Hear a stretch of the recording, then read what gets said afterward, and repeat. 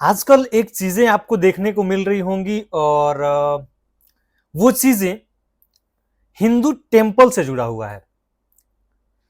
जी हाँ, हम बात कर रहे हैं हिंदू धर्म के लोग, उनका मंदिर और उसी मंदिर से जुड़ा कुछ तथ्य आपके सामने रखने वाला हूं।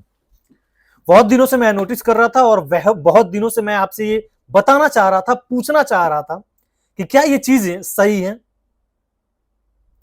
उससे पहले नमस्कार, मेरा नाम विकास चौबे है और आप विकास तक न्यूज देख रहे हैं और मेरे फेसबुक पेज पे भी आप ये वीडियो देख रहे होंगे।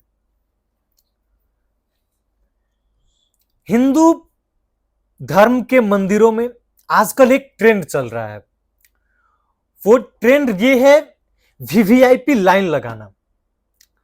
जी हां, जिसे वेरी वेरी इंपॉर्टेंट पर्सन जिसे नाम दिया गया है, वीवीआईपी लाइन लगा के दर्शन कराना और उन तमाम आम लोगों के साथ बहुत ही बड़ा खिलवाड़ करना।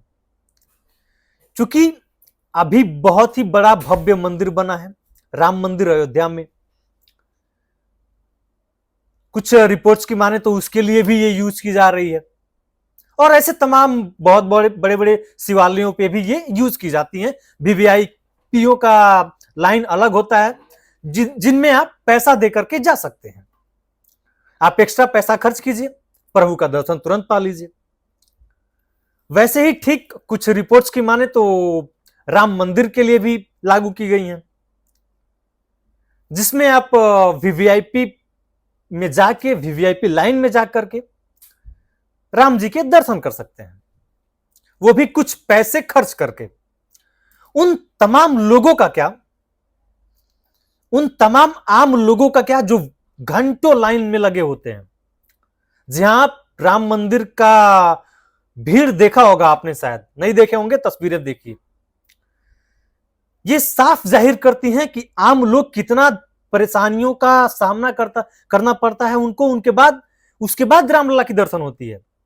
लेकिन वीवीआईपीओ का पैसा दे करके, चंद पैसे खर्च करके दर्शन पाना, लाइन में अलग जाना, हिंदू धर्म में, हिंदू मंदिरों में कितना सही है।